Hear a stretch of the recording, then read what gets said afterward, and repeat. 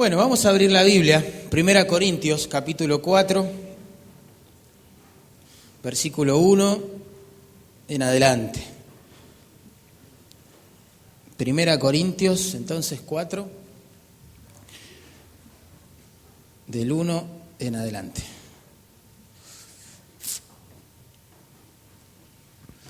Vamos a leer la palabra de Dios. Dice así: Así pues, téngannos los hombres por servidores de Cristo y administradores de los misterios de Dios. Ahora bien, se requiere de los administradores que cada uno sea hallado fiel. Yo en muy poco tengo el ser juzgado por vosotros o por tribunal humano, y ni aún yo me juzgo a mí mismo, porque aunque de nada tengo mala conciencia, no por eso soy justificado, pero el que me juzga es el Señor. Así que no juzguéis nada antes de tiempo, hasta que venga el Señor, el cual aclarará también lo oculto de las tinieblas y manifestará las intenciones de los corazones. Y entonces, subraye esto porque es asombroso, y entonces cada uno recibirá su alabanza de Dios. Asombroso, ¿no? Asombroso. La verdad es que Pablo todavía continúa tratando el tema de las divisiones en las iglesias y sus consecuencias súper negativas. Todo esto los hermanos en Corinto lo traían de la calle en realidad, porque los griegos construían sus escuelas de pensamiento filosófico alrededor de algún orador favorito que elegían, para luego enfrentarse con otras escuelas y sus discípulos. Y esa costumbre la trajeron a la iglesia. Y es así que los hermanos se agrupaban, algunos detrás de Pablo y decían: yo soy de Pablo, otros detrás de Apolos, otros detrás de Cefas, y la iglesia estaba dividida, lamentablemente.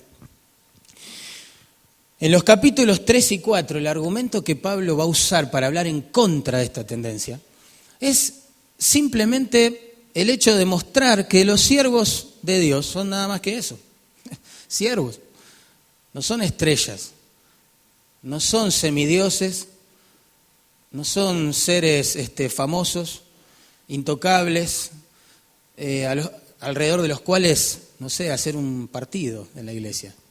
Son simples siervos de un gran Señor al que todos deberíamos adorar y alrededor del cual nos deberíamos unir, los cristianos.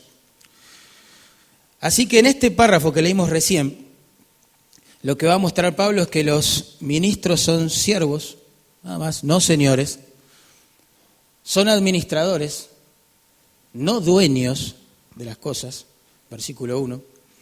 En versículo 2 vamos a ver que se les exige por eso que sean fieles a sus tareas. Versículo 3, 4 y 5, la razón es que van a ser evaluados. Los que servimos a Dios vamos a ser evaluados, eso lo tenemos que asumir, hermano. Evaluados no por otros consiervos, versículo 3. Evaluados no tampoco ni siquiera por nuestros propios parámetros, versículo 4, sino por los del Señor. Así que se requiere que los siervos administradores sean fieles. Pero el problema es que eso no lo pueden determinar otras personas, ni siquiera los propios siervos, sino el Señor, nada más. Y eso es lo que Pablo quiere comunicar en este párrafo. Así que si podríamos resumir en una frase, la idea central de todo esto es que el siervo administrador de la palabra de Dios trabaja bajo autoridad y algún día va a rendir cuentas por su fidelidad. Por eso los siervos de Dios no pueden hacer lo que quieren, ni decir lo que quieren. No es así, no es así. Yo sé que hoy a los hombres que están en las iglesias, predicadores, cantantes, se le da un lugar totalmente erróneo. Son simples siervos y van a tener que dar cuentas. Y eso debería cambiar totalmente todo lo que hacemos en el servicio al Señor, ¿no?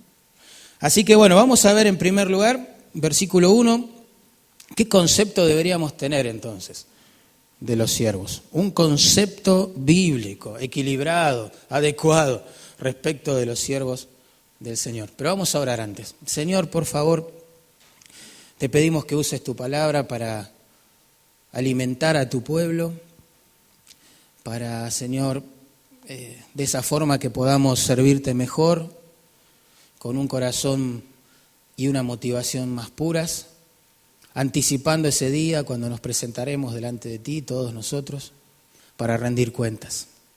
Señor, por favor, graba estas verdades a fuego en nuestras conciencias, así podemos honrarte obedeciéndolas. Te lo pedimos en el nombre de Jesús. Amén. Y amén. Bueno, un concepto adecuado acerca de los siervos, Así pues, dice el verso 1, téngannos los hombres por servidores de Cristo y administradores de los misterios de Dios. La palabra que ahí se traduce téngannos, significa considérennos de esta forma, estímennos de esta forma.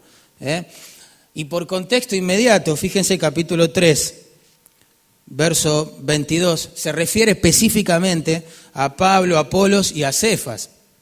Pero como viene hablando en todo el capítulo 3 de que todos los creyentes, todos los que edificamos el templo de Dios, vamos a rendir cuenta, también se aplica a todos los creyentes que sirven a Dios de alguna manera. Así que, ¿qué concepto tenemos que tener de nuestros líderes y de esas personas que sirven a Dios, que edifican el templo de Dios, que no viven solo para sí mismos? ¿Qué concepto?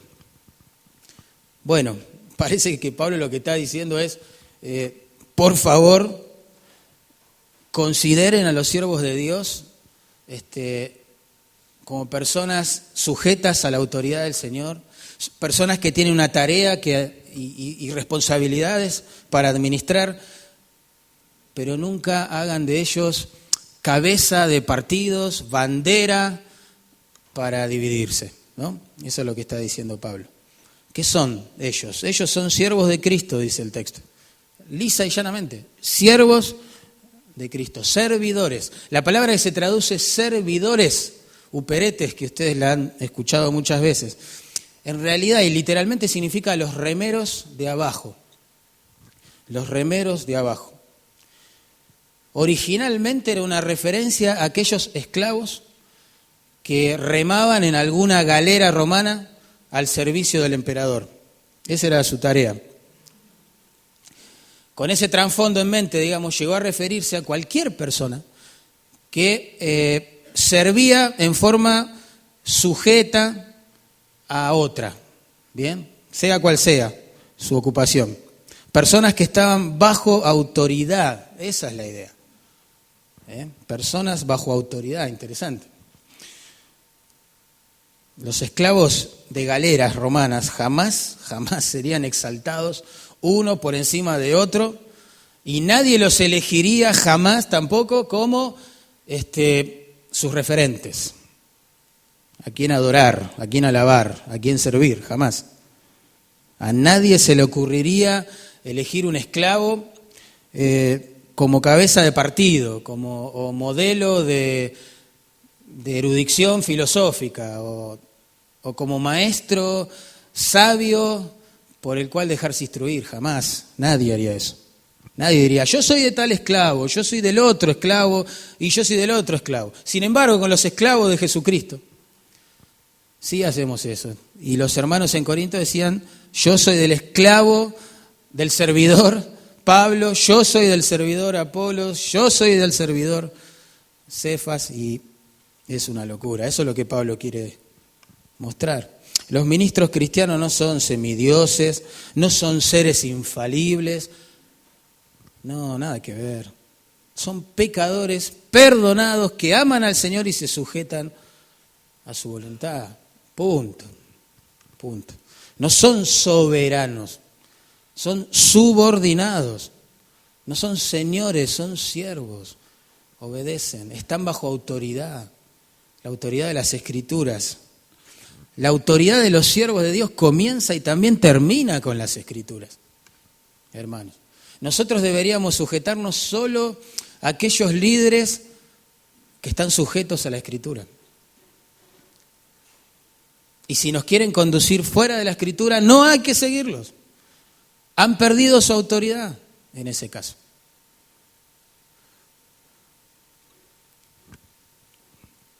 Ahora, aclaremos algo, ¿no? Por las dudas. Estar subordinado a Cristo es estar sujeto a su palabra, es lo mismo, porque en su palabra se revelan las órdenes del amo, del dueño, del Señor. Esto es práctico, ¿no? Es lógico. Un esclavo de Cristo es un esclavo de las Escrituras. Su función es obedecer a su amo, obedecer la palabra de Dios. La obediencia de un siervo, en primer lugar, tiene que estar dedicada a complacer a su amo, a su único amo, que es el Señor Jesucristo. Su deseo más grande es el de complacerlo a Él. Sirve a las personas por amor a Cristo y por obediencia a su palabra. Porque si un líder hace algo por las personas, pero no es motivado por el amor a Cristo, es motivado por el amor a sí mismo. Y les digo, el liderazgo sin amor es manipulación. Y eso es peligroso. Y la historia de la iglesia nos muestra que eso ha sucedido. ¿Sí? Ha sucedido muchas veces. Hay gente que hace las cosas más por amor a sí mismo que por amor a Cristo. Por obediencia a sus deseos egoístas que por amor a su Señor, al que le ha salvado. Servimos a la gente por amor al Señor. Ese es el equilibrio. ¿Quieren un modelo bíblico? Fíjense, Efesios capítulo 5. ¿Quién será el modelo de este principio? Y el mismo Señor, ¿no? Efesios capítulo 5, versículo 3. Miren qué lindo. Versículo 2, perdón. Dice, andad en amor, como también Cristo nos amó y se entregó a sí mismo por nosotros, ofrenda y sacrificio a Dios en olor fragante. ¿Ven? En ese texto vemos que hay un mandato. Anden en amor, todos los días es la idea. Donde vayan, amen. Esa es la vida de los cristianos que quieren imitar a Dios. Debemos amar, debemos ser personas amorosas. Ese es el mandato. Pero hay un modelo que ilustra ese principio en acción. ¿Quién es? Bueno, el texto dice, como Cristo también nos amó y se entregó. ¿Ven? Pero también hay un principio, un mensaje que recalcar allí. Se entregó a sí mismo por nosotros, dice el texto, por nosotros. Pero también, noten, y primeramente, era una ofrenda y sacrificio a Dios en olor fragante. Él decide morir por nosotros, por nuestro pecado, pero como un acto de adoración a Dios. ¿Entienden el equilibrio? Por nosotros, para Dios. Por amor a las personas, para adorar al Padre. De la misma manera, nosotros debemos agradar al Padre sacrificándonos en un servicio amoroso por las personas. Nuestras vidas, hermanos, pueden ser un grato perfume de adoración a Dios si lo dedicamos a servir a los demás en su nombre. No es ni una cosa ni la otra. No existe tal cosa como la persona que asegura que ama a Dios con todo su corazón y se emociona cuando canta los himnos, pero a la vez no hace nada por nadie. Eso no existe en la Biblia. Tampoco es bueno aquella persona que piensa que debe ser un filántropo sin amar a su Señor como motivo que justifica todo lo que hace. Uno es una piedad falsa y el otro es un amor a las personas que no glorifica a Dios. por amor a las personas y para adorar al Padre, hermano. Es que tenemos que, no sé, visitar a los enfermos, levantar al caído, amonestar al que está errando, evangelizar al incrédulo, ser cónyuges amorosos en casa, buenos maestros de nuestros hijos, etcétera. Todo es por amor a esas personas, pero para adorar al Padre. Esos son los ministros en las iglesias, deben ser siervos de Cristo, punto. Que hacen todas las cosas para agradarle a Él. En segundo lugar, Pablo dice, son administradores de los misterios de Dios. Administradores de los misterios de Dios. La palabra que se traduce administradores allí significa mayordomos de una casa o de una familia. Es una referencia a los esclavos administradores, a los cuales algún propietario le concedía la autoridad de administrar sus bienes en su nombre. Eran esclavos, pero con mayor responsabilidad que otros esclavos. Pero eran esclavos, tampoco eran dueños de nada, son administradores. Qué tremendo, porque ellos en ausencia del amo estaban a cargo de su familia, de sus bienes, pero siempre con la conciencia clara, limpia, que no le pertenecían esas cosas y que pronto cuando el amo decidiese regresar tendrían que dar cuenta delante de él. Así deberíamos todos los que hacemos algo para el Señor servir con esa conciencia clara, hermanos, de que no somos dueños de nada, ni de las personas, ni de la palabra. Somos administradores que vamos a rendir cuenta algún día. Insisto, no hacemos lo que queremos en la iglesia. No tratamos a la gente como se nos ocurre, hermanos. La gente, la palabra, tiene dueño. Tiene dueño. Y Él va a pedir cuentas. Esa es la idea detrás de esta palabra, administradores. ¿Qué administran? ¿Qué administran o qué deben administrar los líderes de las iglesias? Bueno, allí dice los misterios de Dios. La palabra que se traduce misterios ahí, hermano, no describe algo misterioso, oculto, extraño, raro. No es el sentido de la palabra en el Nuevo Testamento. El misterio en el Nuevo Testamento es un conocimiento que Dios ha querido mantener oculto por sus designios soberanos, pero que en algún momento también decide darlos a conocer. Eso es un misterio en las Escrituras. En palabras de Vine, que es un estudioso de los idiomas originales, dice así: en el Nuevo Testamento denota no algo que es misterioso, sino aquello que estando más allá de la posibilidad de ser conocido por medios naturales, solo puede llegarse a alcanzar por medio de la amorosa revelación divina. ¿Entienden? Entonces los misterios acá de Dios se refieren a la sabiduría de Dios que Él ha revelado en su palabra, de la cual viene hablando del capítulo 1 hasta el momento, hasta el presente. ¿Qué deben administrar entonces los siervos del Señor en las iglesias? Su palabra, su palabra. Tremendo. En capítulo 2, verso 7 de 1 Corintios, Pablo ya había dicho algo parecido. Dice, nosotros hablamos sabiduría de Dios en misterio, la sabiduría oculta, la cual Dios predestinó de antemano para nuestra gloria. ¿Se acuerdan que Dios todo el tiempo a través de esta carta nos muestra que Él se ha propuesto humillar la sabiduría del hombre?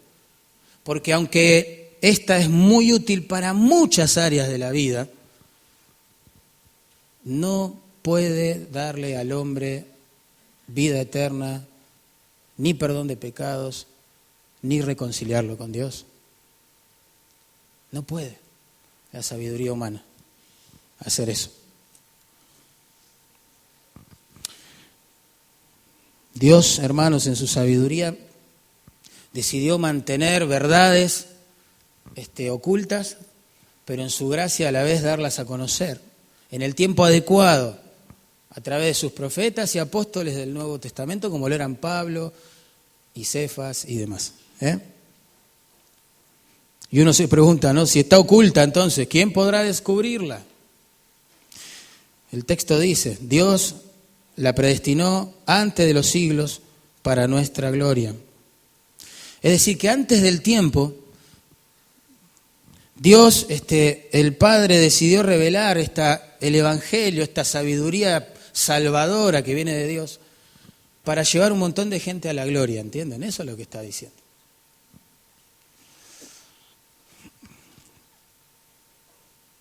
Claro, si esto es lo que los líderes deben administrar, wow, es muy seria la tarea, es muy seria, la responsabilidad es muy grande. Porque como un mayordomo de los misterios de Dios, los siervos deben tomar la palabra revelada de Dios y ofrecerla a las personas en su nombre. No es un tema menor este. La responsabilidad es grande, insisto. Deben cuidar, fíjense, en ausencia del amo, entre comillas, ¿no? Deben cuidar de su familia a través de la palabra de Dios.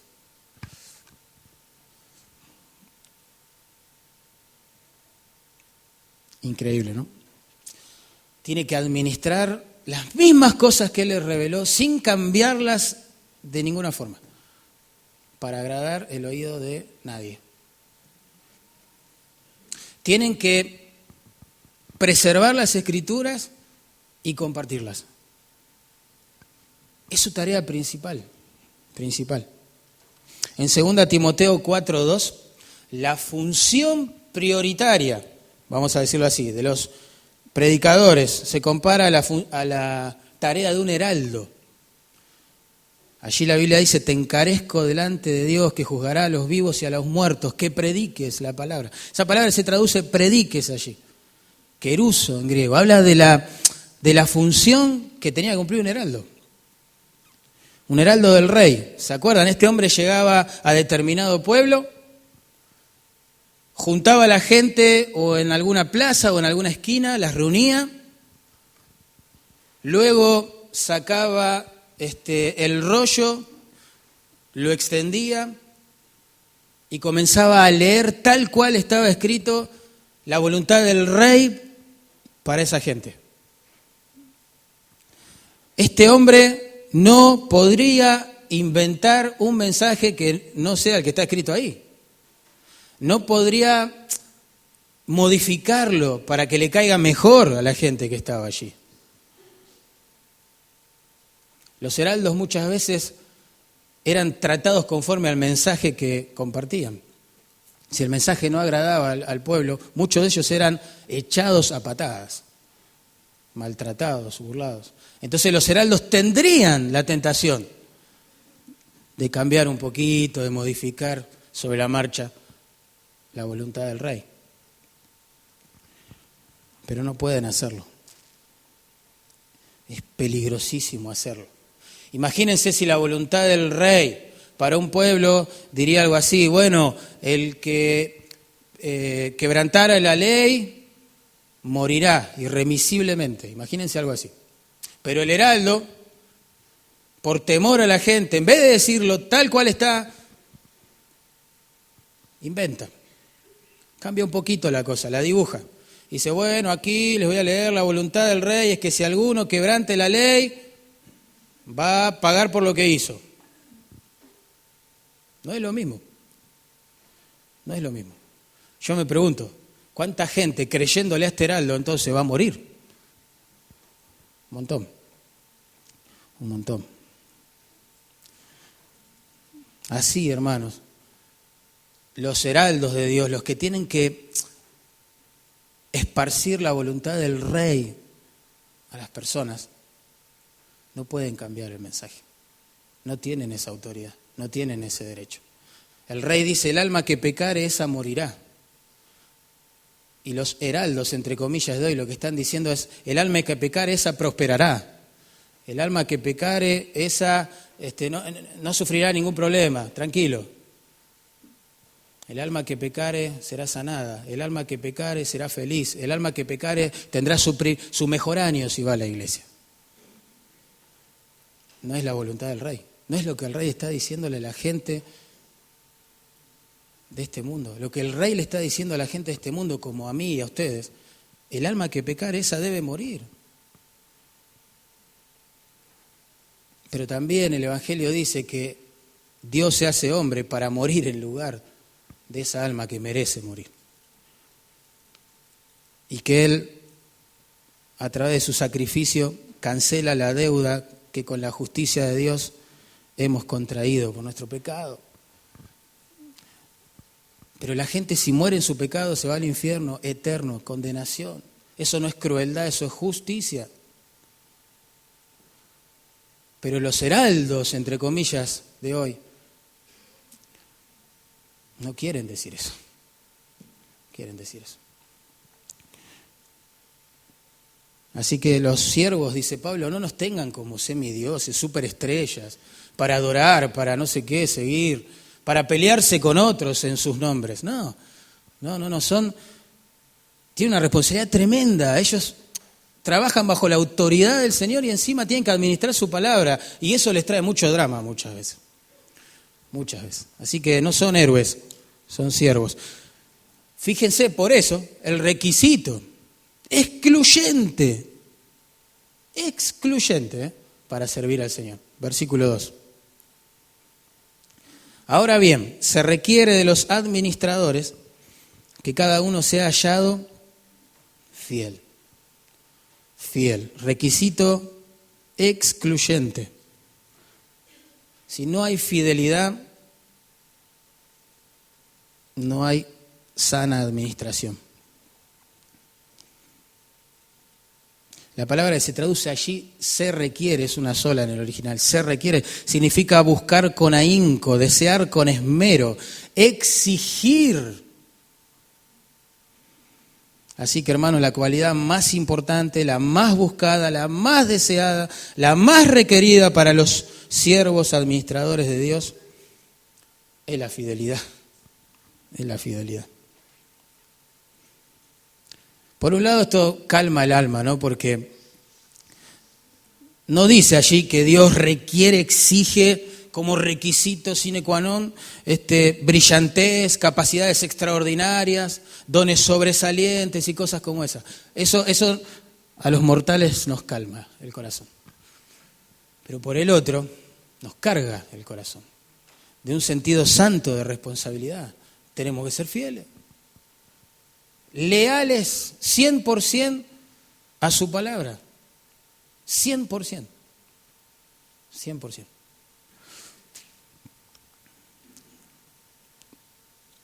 Dios puede usar siervos sin grandes cualidades y capacidades. De hecho, lo hace siempre, ¿no? Pero no quiere usar siervos que no sean fieles a su palabra. No quiere. Él dice, es el requisito. Es mi exigencia, dice Dios. La palabra que se traduce fieles, en realidad significa eso. Confiables, leales, dignos de confianza. Habla de lealtad a la palabra, cueste lo que cueste. Y cuesta, ¿eh? Cuesta enseñar la Biblia, hermano. Cuesta. Pero es lógico que Dios exija fidelidad. Si va a confiar una tarea tan grande y las vidas de las personas están en juego, está bien, es lógico que Él exija lealtad absoluta de las personas que la van a administrar. Imagínate, tenés que salir de viaje por un tiempo. ¿Vos le vas a confiar el cuidado de tu casa en tu ausencia a cualquier persona? No lo vas a hacer. Vas a buscar gente de confianza. O no sé, un matrimonio joven con hijos chiquitos quiere hacer una salida romántica. ¿Qué, le van a encargar sus niños a cualquier persona? No, es lo más precioso que tienen. No lo van a hacer, van a seleccionar cuidadosamente a la persona, ¿no?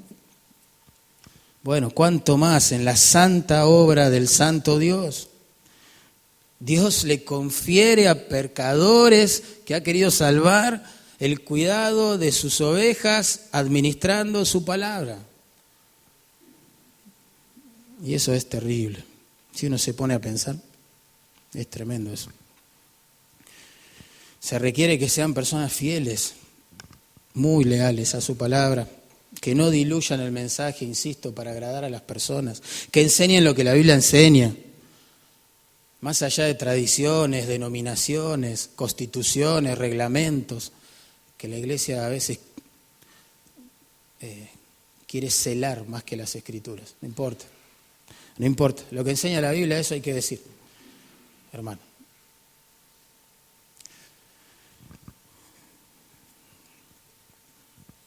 Pero es así. Por eso Pablo se rodeaba de personas fieles en el ministerio. Fieles, quizás no eran las más brillantes, pero eran fieles. Quizás luchaban con un montón de cosas, como Timoteo, con su cobardía, con su vergüenza, un montón de cosas que lo apocaban a este muchacho, a este joven siervo de Dios.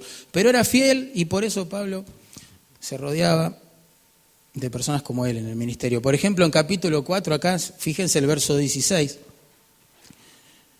vemos que debido a su ausencia de la ciudad, Pablo decide enviar a Timoteo a Corinto, sabiendo que la iglesia tenía un montón de problemas y que necesitaban una palabra justa de parte de Dios. Lo envía igual, porque ¿por qué? Dice allí, verso 17, por esto mismo os he enviado a Timoteo, que es mi hijo amado y fiel, ven, fiel, ahí está la clave, en el Señor, el cual os recordará mi proceder en Cristo.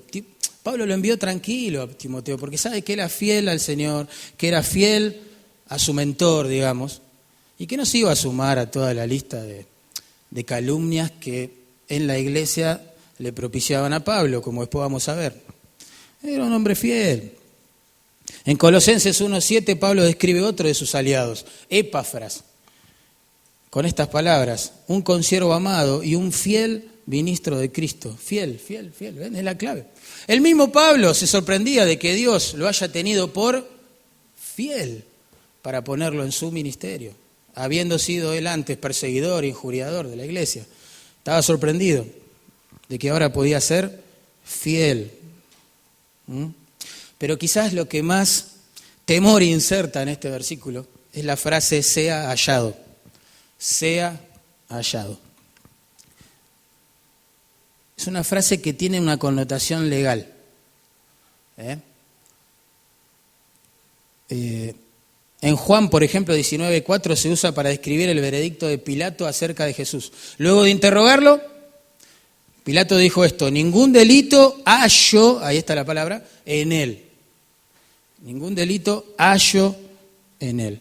Pilato buscó, indagó y concluyó, la verdad, no hallo ningún delito en él. Ser hallado aquí es sinónimo a recibir un veredicto judicial, ¿se entiende? Se examinaron las evidencias y ahora sí se golpea el estrado con el martillo y el juez da un veredicto. Esa es la idea.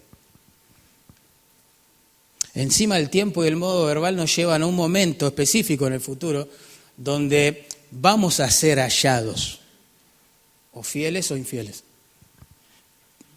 ¿Cuándo? Bueno, Pablo ya lo dijo en capítulo 3, verso 10 al 17. Ese día en el cual Dios ha separado exclusivamente para tratar con su familia, con sus siervos, y juzgar allí lo que hicieron sus hijos mientras estaban en el cuerpo, sea bueno, que significa útil, o sea malo, que significa vano o inútil. El día de las recompensas o de las pérdidas para los que servimos a Dios.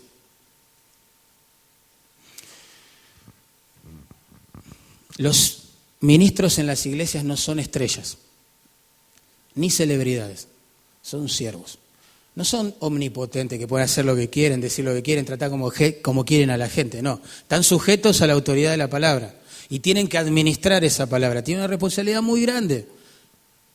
Por eso se exige que sean fieles. Ahora, ¿quién determina si un ministro es fiel o no?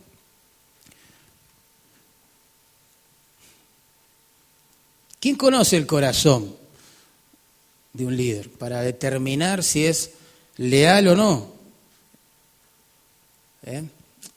Bueno, es el tema de los versículos 3 al 5. Ahora vemos la rendición de cuentas del siervo. Ya vimos el concepto equilibrado que deberíamos tener de ellos, los requisitos o el requisito excluyente. Y ahora vamos a ver la rendición de cuentas. Todo siervo de Dios va a rendir cuentas. Todo siervo de Dios. Pero esa fidelidad que se requiere o la falta de ella va a ser evaluada no por otros consiervos. Noten lo que dice el versículo 3. Yo en muy poco tengo el ser juzgado por vosotros o por tribunal humano. ¿Ven?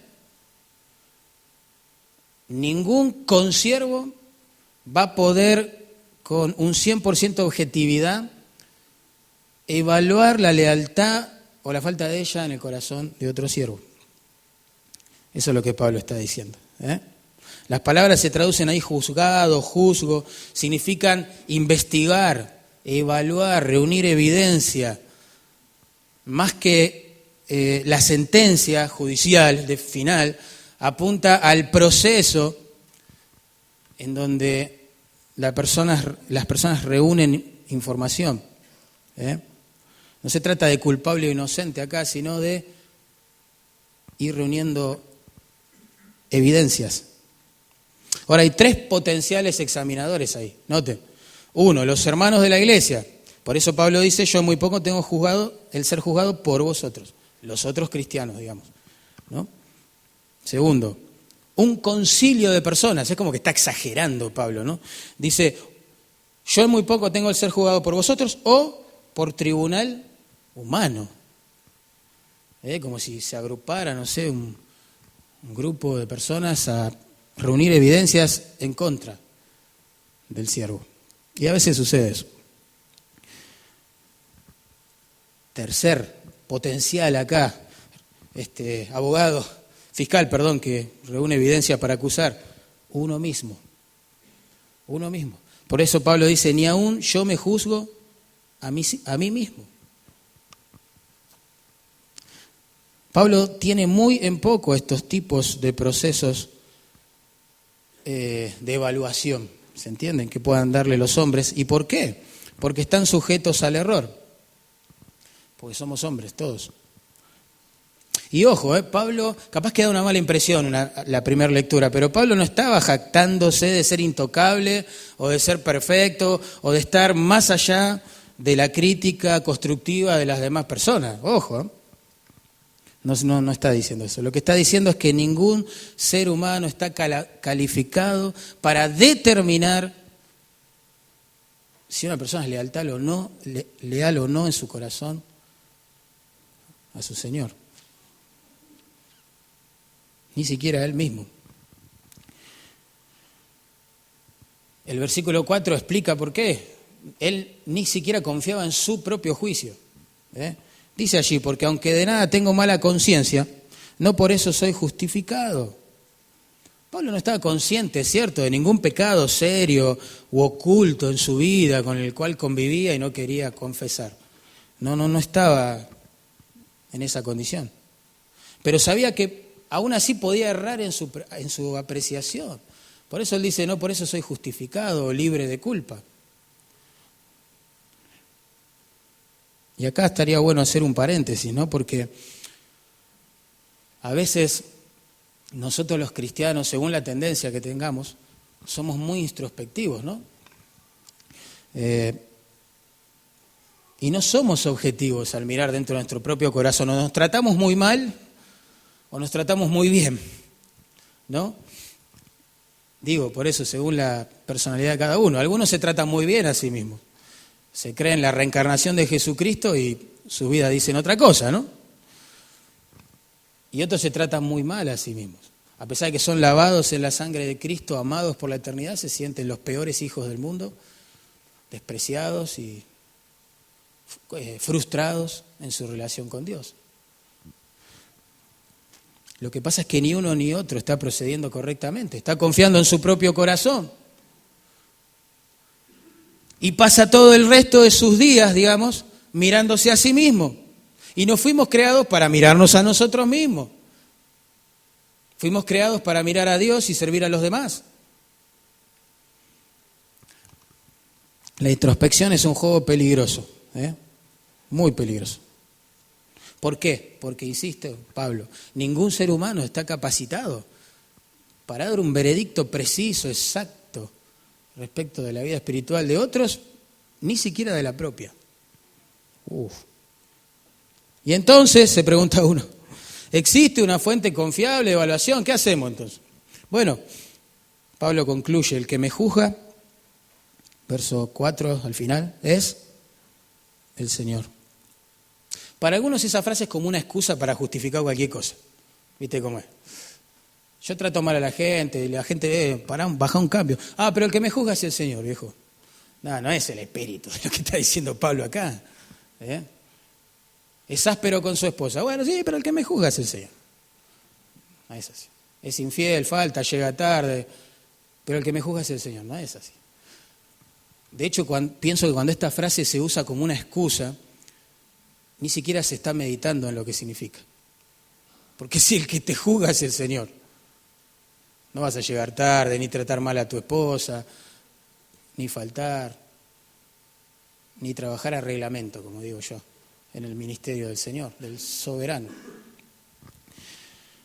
No es la idea. Pablo lo que está diciendo es que la única evaluación que realmente cuenta y que va a contar es la del Señor a quien está sirviendo. Las palabras del Señor van a ser las últimas. Ahí no va a haber argumentación, ni exageración, ni excusa, ni justificación. Lo que Él diga, así será. Y esto me inquieta porque me hace pensar, muchísimo, que existen ministerios quizás que el hombre aplaude y alaba, que tal vez allá van a ser totalmente desaprobados. Tremendo eso. O a manera de contraste, servicios u obras, que el hombre acá menosprecia, rechaza y que quizás allá van a ser recompensadas. Le voy a dar un ejemplo de esto. Los falsos profetas, en el año 587, antes de Cristo, le decían al pueblo de Israel, paz, tranquilo, no va a pasar nada, porque esta es la ciudad de Dios y aquí está el templo de Dios. Pero el profeta Jeremías había dicho que si ellos no se arrepentían de su pecado, Nabucodonosor con todo su ejército iba a entrar en la ciudad, destruirla y también arrasar con el templo. La gente apreció el ministerio de los falsos profetas más que el de Jeremías. ¿Por qué? Porque los falsos profetas le decían lo que querían oír.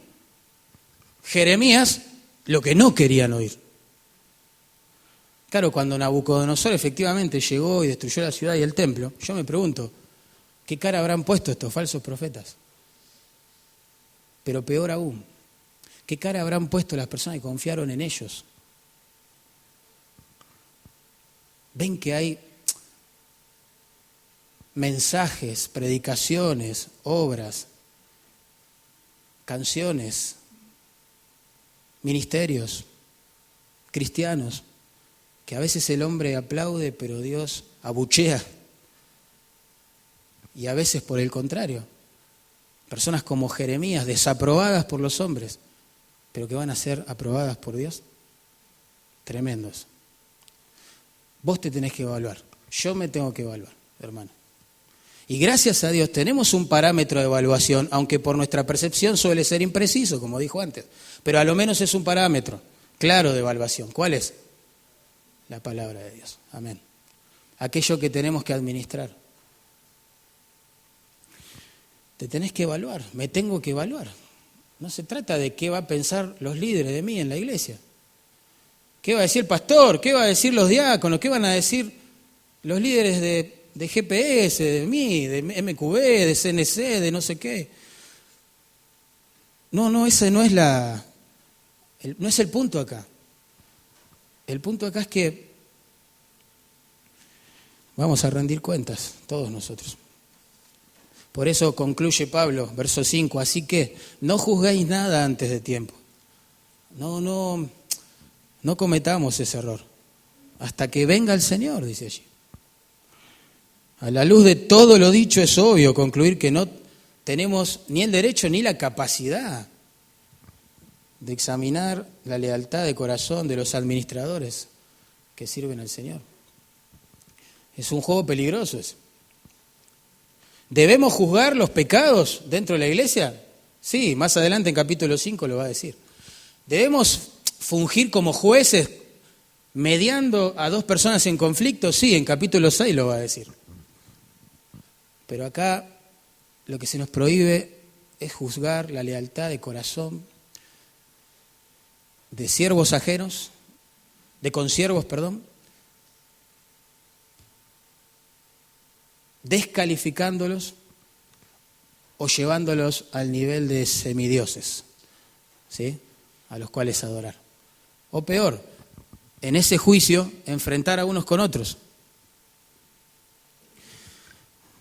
Por años la Iglesia de Cristo pensó que John MacArthur era enemigo de Ryrie, Charles Ryrie, por años. Y las instituciones educativas, teológicas, que prohibían la lectura de estos libros, recomendaban solo la de estos libros. Y cuando alguien preguntaba por qué, decían porque son enemigos. Piensan muy distinto, blanco y negro, River y Boca. Y cuando uno iba a este tipo de instituciones que recomendaban los libros de Ryrie, le prohibían leer los de MacArthur. Este siervo de Dios, Ryrie, murió hace poquito. MacArthur en su iglesia le rindió un homenaje público para que todas esas personas que usaron sus nombres para dividir a la iglesia de Cristo se arrepientan de lo que hicieron. Se arrepientan. Porque han pecado grandemente, grandemente. Hasta que venga el Señor, hermano, no podemos hacer esas cosas. Porque cuando Él venga tendrá la palabra final sobre la vida de MacArthur, sobre la vida de Ryrie, sobre tu vida y sobre la mía. Mientras tanto tenemos un parámetro por el cual discernir las cosas, que es su preciosa palabra y que tenemos que administrar. La frase antes de tiempo está conectada con la frase hasta que venga el Señor. ¿Entienden? El tiempo oportuno, donde realmente se va a saber quién era quién, será en su presencia. El dueño de casa pronto regresará y evaluará la fidelidad de los esclavos administradores a los cuales les ha confiado su palabra y su pueblo. El Señor es el único que tiene la autoridad y la capacidad también para hacerlo. Y uno dice, ¿por qué? Hay dos razones ahí en el versículo 5. La primera, porque cuando vengas, la idea, aclarará también lo oculto de las tinieblas. Vos no podés hacer eso. Yo tampoco. Y manifestará las intenciones de los corazones. Vos no podés hacer eso. Yo tampoco. Las dos frases, noten, se refieren a actitudes internas que requieren la lupa de alguien omnisciente para llegar a verlas. Y no nuestra vista, que es cortita, que solo ve lo que está delante de sus ojos.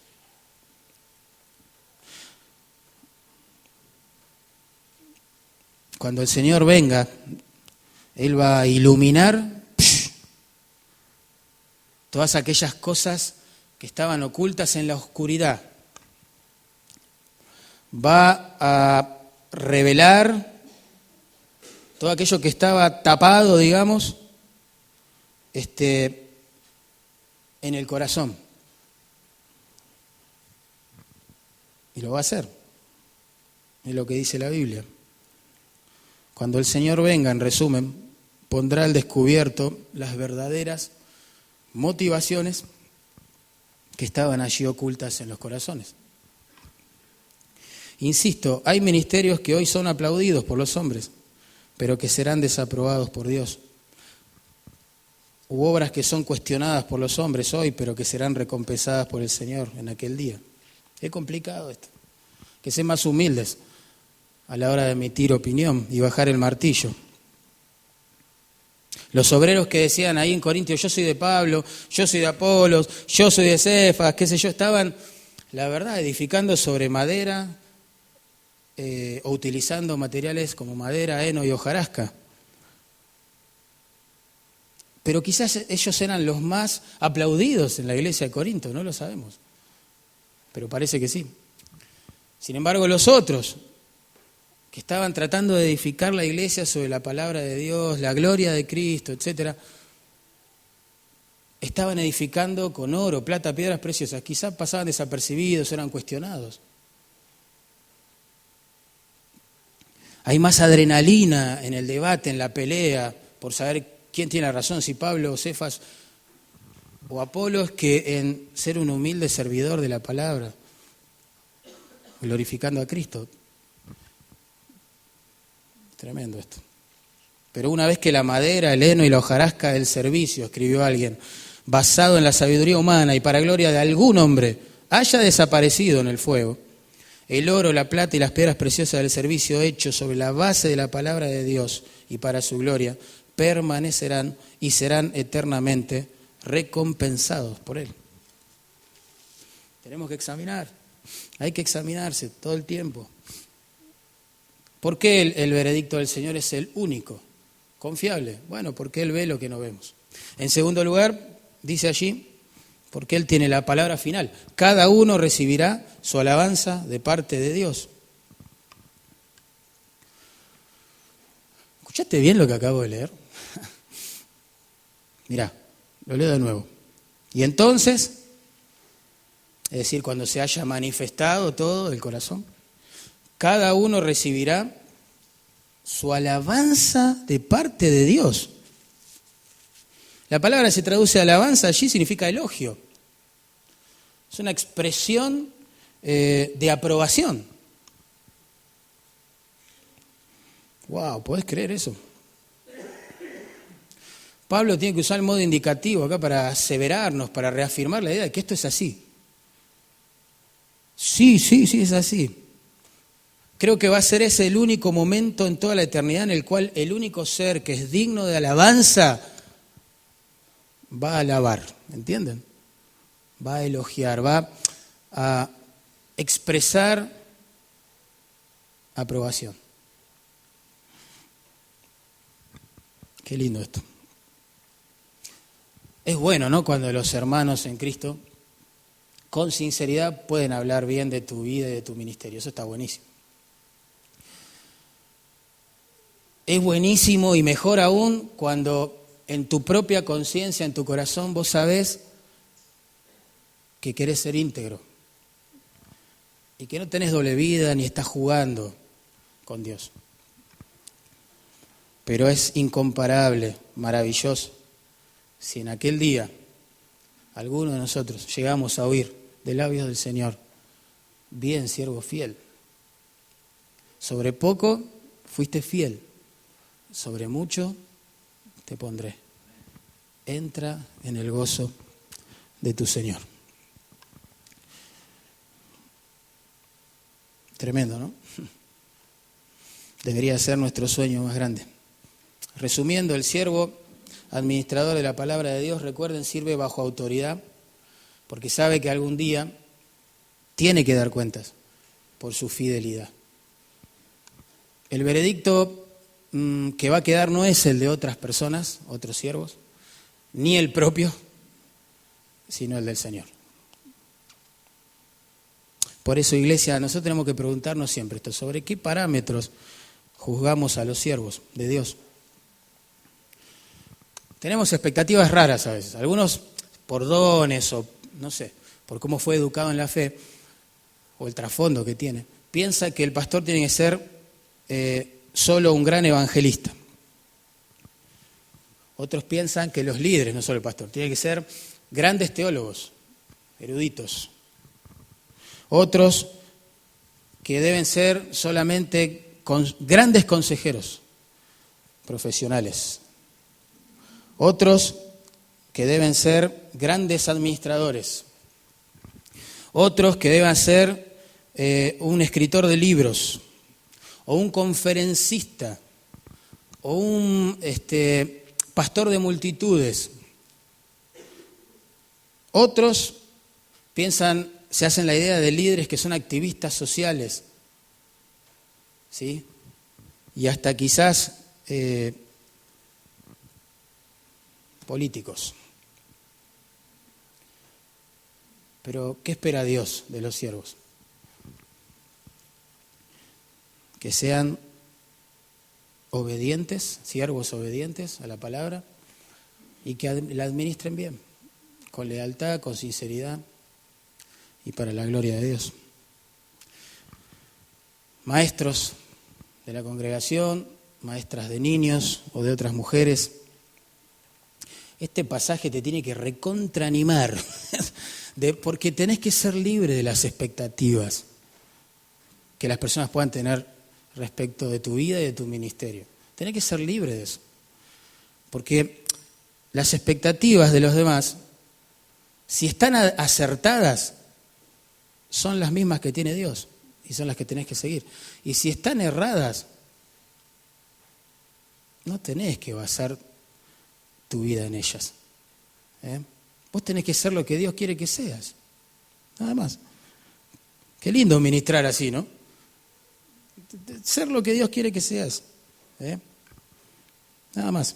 Fuiste llamado a ser fiel a la palabra. Eso implica estudiarla con disciplina, enseñarla con diligencia, sobre todo aplicarla, ¿sí?, con disposición, amar a la gente con esa palabra, aconsejar a la gente con esa palabra, hablar a los incrédulos de esa palabra, etc. Se trata de eso. Se trata de eso. Alguien que estaba siendo perseguido por su fe y por predicar la palabra en un contexto donde nadie quería oírla y era penada por la ley, escribió esto, mirá, me encantó. Y yo quería terminar leyendo esto. Dice: pertenezco al grupo de los no avergonzados. La suerte ha sido echada. He cruzado la línea. Soy discípulo de Jesús. Mi pasado ha sido perdonado. Mi presente tiene propósito y mi futuro está en sus manos asegurado. Por tanto, he decidido terminar con la vida mediocre, con el andar solo por vista, con los planes pequeños, con las rodillas inmaculadas, con las visiones insípidas, el hablar mundano, la vida irrelevante, el dar de lo que sobra y las metas pequeñas. Ya no necesito preeminencia, ni prosperidad, ni posición, ni promoción, ni popularidad. Ya no quiero tener siempre la razón, ni ser el primero, ni el más reconocido, considerado, consultado, amado o aplaudido. Ahora vivo por fe. Me apoyo en su presencia, saco fuerzas de debilidad en la oración y me alimento con su palabra y su poder. Mi mirada está fija, mi senda es estrecha, mi meta es su gloria. Mis compañeros son pocos, los adversarios son muchos, pero no pestañearé frente al sacrificio, no dudaré ante el enemigo, y no divagaré en el laberinto de mis propios razonamientos. Soy un discípulo de Jesús. Debo seguir hasta que Él venga, dar hasta que no tenga, predicar hasta que todos sepan y trabajar en su obra hasta que Él me detenga o me llame a su presencia.